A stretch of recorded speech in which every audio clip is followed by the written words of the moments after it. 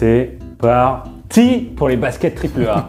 Et là aujourd'hui, je peux vous dire, les petits amis, on va se régaler. Est-ce qu'on va se régaler ou est-ce qu'on va pas se régaler? Ah si, on va se régaler de ouf. On a un produit incroyable à présenter. Incroyable. Et là vraiment, c'est une pépite, une merveille. En fait, ce produit, pour tout vous dire, ça fait 2 ans qu'on a envoyé un questionnaire un peu spécifique. On se demandait un petit peu quelles sont les autres baskets que nos clients ont envie d'avoir. Donc on a envoyé un questionnaire avec combien de produits dedans?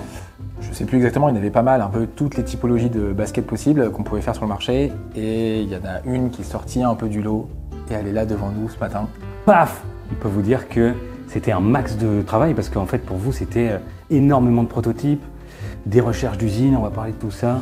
Exactement, pas mal de travail, des problématiques clients à résoudre et voilà, on a tout donné depuis plus d'1 an en termes de prototypes et franchement on n'est pas peu fiers. C'est tout ce qu'on aime. Cette basket elle s'appelle la basket AAA. Ça vient d'où ce genre de basket, Benj? Alors cette basket elle nous remet un peu en enfance quand même parce qu'elle vient des années 80, ouais. Donc assez jeune, enfin en tout cas je ne sais même pas si t'étais né. Non. Même pas. T'as eu des Game Boy toi? J'ai eu des Game Boy. Est-ce que t'as eu des baskets comme ça? J'en ai eu, mais c'était dur à avoir, il fallait les mériter, et puis c'est surtout la problématique qu'il y avait, c'était qu'elles n'étaient pas vraiment durables et pas hyper confortables. Ah ouais? Ouais. À l'époque, tu te rappelles d'avoir ce genre de pompe, lesquelles te lâchaient? Ouais, exactement. Et il a fallu se remettre un peu dans le jeu, mais à la fois hyper intéressant, parce que du coup on a pu bosser sur ce produit-là, lui apporter un max de confort, parce que les clients ont voté pour ça, pour ce produit-là, pour cette basket, ils voulaient du confort, de la durabilité, mais aussi du style, et c'est ce qu'on a fait. D'abord, peut-être en termes de style, parce que l'aspect esthétique est particulièrement important sur ce genre de basket. Comment est-ce que vous avez travaillé dessus? Qu'est-ce qui est spécifique sur cette paire de chaussures? Alors, déjà, ce qu'on a fait, c'est qu'on a fait appel à un expert. Chez Asphalt, on adore faire ça, on a besoin de faire ça, de s'enrichir, de se nourrir des experts. Donc, du coup, on a fait appel à Germain, qui est un peu notre expert sur la basket et les sneakers de manière générale. Et on lui a demandé de dessiner la basket type 80 au goût d'Asphalt. Et voilà, c'est ce qu'il a fait avec brio, parce qu'on arrive sur une basket qui est ultra moderne, avec un jeu sur les lignes qui sont hyper épurées, hyper jolies, hyper travaillées.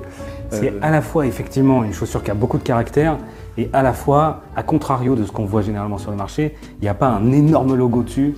On est quand même sur quelque chose qui est effectivement, comme tu le disais, assez épuré, assez simple en fait. On garde le caractère des années 80, mais on reste assez sobre dans notre démarche. Oui, exactement, et c'est là où c'était pas forcément évident, c'est que, comme tu le dis, on n'a pas un gros logo, donc il faut trouver le bon design pour qu'en même temps aller du caractère et en même temps ne pas non plus être trop voyante et qu'elle soit vraiment parfaite. Donc c'est là où justement notre expert Germain, il a bossé voilà, sur toutes les lignes qui sont là, pour à la fois avoir de l'espace mais pas trop non plus, et on a beaucoup bossé la triple surpiqûre, que tu reconnais, elle vient d'où cette triple surpiqûre? Eh ben, c'est un élément distinctif des pompes asphalte. Exactement.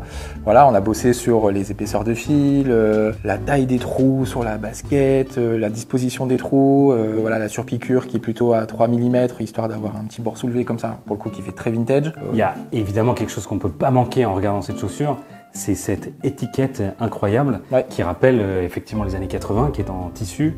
C'est une étiquette qu'on a fait faire par un spécialiste de la typo, un certain Clément Joannet, qui est un DA de grand talent, qui nous a accompagnés là-dessus. Exactement. Donc on s'est accompagné d'experts pour tout le design, tout le style, pour être sûr d'avoir quelque chose qui respecte un peu l'héritage de cette chaussure. Exactement. Ce genre de chaussure, il faut absolument que ce soit confortable si on a envie de les porter tous les jours. Qu'est-ce que vous avez fait? Alors, un peu compliqué de voir à quel point elle peut être confortable comme ça. Et du coup, on a coupé une basket en deux, tu te rends compte? Tiens, je t'en donne une. Incroyable. Alors, qu'est-ce qu'on a fait pour qu'elle soit ultra confortable? En fait, toute la partie intérieure de la chaussure, elle est doublée avec du mesh et de la mousse. Alors, le mesh, c'est un polyester qui est tricoté, qui est contre-collé avec de la mousse. Et en plus de ça, on a la même chose sur la semelle intérieure qui est courbée au niveau des formes du pied. Elle va se faire au pied ou est-ce qu'elle va rester exactement comme ça cette semelle? Alors, un peu des deux. Elle va à la fois se faire un peu au pied, mais pas trop non plus, histoire de garder voilà, toute son épaisseur, sa résistance, etc. Juste ce qu'il faut. Et en plus, pour qu'elle se fasse encore mieux au pied, on a, comme l'intérieur qui est ici avec mesh plus mousse, on a mesh plus mousse sur le dessus. Donc le pied à 360 degrés dans la chaussure, il est entouré de mesh et de mousse pour être effectivement parfaitement confortable. Exactement. C'est un chausson, une pantoufle, une charentaise. Ça dépend d'où on vient. Une charentaise, bien sûr. En plus de ça, Rod, si on regarde un peu plus près, on va se dire, mais à quoi ça sert? À quoi? C'est ce que j'allais te demander. À quoi ça sert? Alors là, on est sur la semelle principale, donc celle qu'on voit juste en dessous ici. On a comme des alvéoles un peu sur cette partie-là. Ça permet de rajouter aussi du confort. Voilà, ça donne, c'est comme un amorti, donc c'est pas de l'air comme on peut retrouver sur d'autres baskets ou sur des running, mais ça ramène encore plus de confort et d'amorti. Donc en fait, quand on cumule tous les points, Je pense qu'on ne peut pas faire vraiment mieux en termes de confort sur cette basket. Effectivement, on a une chaussure donc d'un grand confort, mais alors en termes de solidité, parce que c'est bien beau tout ça, mais si elle craque au bout de 3 mois, on sera bien avancé. Exactement, c'est un peu le problème sur le marché actuellement, c'est qu'on a beaucoup de baskets qui sont faites très rapidement, avec des mauvais matériaux. Donc en solidité, il y a plusieurs points qui sont importants, c'est les matériaux qu'on va utiliser. Ouais. Donc là déjà on voit la semelle principale qui est quand même une belle épaisseur, donc avant de l'user il va falloir y aller. Est-ce que sur la plupart des sneakers, c'est la même épaisseur de semelle? Non, pas forcément. On a regardé en fait, en sourçant la meilleure semelle, parce qu'on a pris du temps pour trouver la meilleure semelle, on s'est rendu compte que la plupart des semelles étaient très fines à ce niveau-là, et les marques compensaient avec une semelle intérieure beaucoup plus épaisse. Ok. Voilà. Nous, on a mis l'accent sur déjà une base ici assez épaisse pour un maximum de durabilité et avoir aussi du confort avec un léger amorti.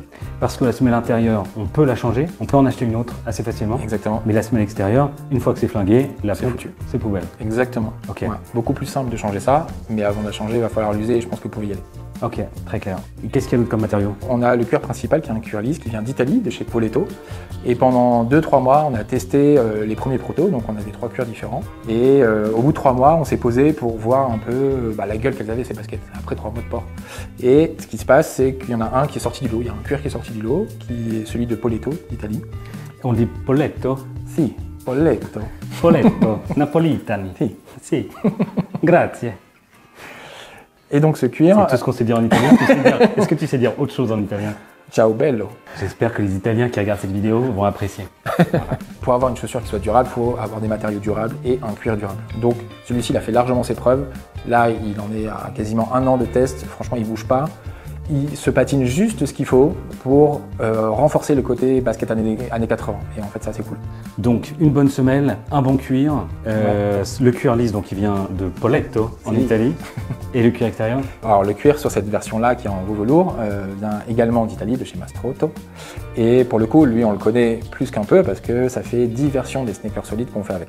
Donc, Okay. lui, il a fait largement ses preuves, donc on n'avait aucun doute que c'était le bon matériau. C'est un cuir qui a déjà fait ses preuves. Ouais, auprès exactement. des clients. Exactement. Et c'est pas tout, parce que pour avoir une chaussure durable et qui tient dans le temps, il faut avoir une bonne construction. Et quand on la regarde de l'extérieur, on se dit bon, ok les gars, c'est une construction comme on peut voir un peu partout sur le marché, mais non. Pour avoir une basket solide, on a 2 coutures à l'intérieur. Et pas qu'une. D'habitude, il y en a souvent une, et pas toujours, qui s'appelle la strobel, qui est celle du bas. Qui coule la tige avec la semelle. Avec la semelle. Et Voilà. donc, ça fait un chausson qui se tient. Exactement. Et après, cette partie-là est souvent collée avec la semelle principale. Et du coup, ce qui se passe, c'est que la plupart du temps sur le marché, la couture qu'on voit ici sur la semelle, elle ne sert pas à grand-chose. C'est juste du style.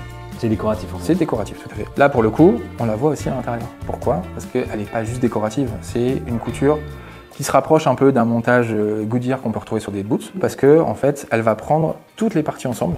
Donc ça va en faire une chaussure ultra durable. Et voilà, et c'est pas juste collé en fait. C'est-à-dire que la partie qu'il a, avant de la détacher, il va falloir y aller. Est-ce que c'est étanche? Ouais, carrément, c'est étanche pour le coup. On peut y aller. Vous pouvez marcher sous la pluie, il n'y a pas de problème. Très clair. Donc, on a parlé style, on a parlé confort, on a parlé solidité. Ouais. Maintenant, la douloureuse. Le prix. On sait bien que ce genre déjà de chaussures, ça coûte assez cher sur le marché. Ouais. Ça m'embête un peu d'en parler. Je trouve ça un peu limite qu'on en arrive là, mais 119 €. Et paf! Quoi? Quoi? 119 €? Et bah, 119 € pour une paire de cette qualité-là, c'est impressionnant. Incroyable. Attends, mais surtout, elles sont faites dans quelle usine? Elles sont faites chez Relix au Portugal. Ok. Donc on a un cuir italien, une usine au Portugal, donc on est quand même très local, une fabrication qui est juste increvable, et tout ça pour 119 €. Je pense qu'on a un rapport prix, design, confort, qualité, durabilité qui est juste imbattable. C'est exactement ce qu'on essaie de faire chez Asphalt depuis des années. Grâce à la précommande, on vous propose un prix très compétitif pour une qualité exceptionnelle fabriquée en Europe. On espère qu'elle vous plaira. Rendez-vous sur asphalt.com.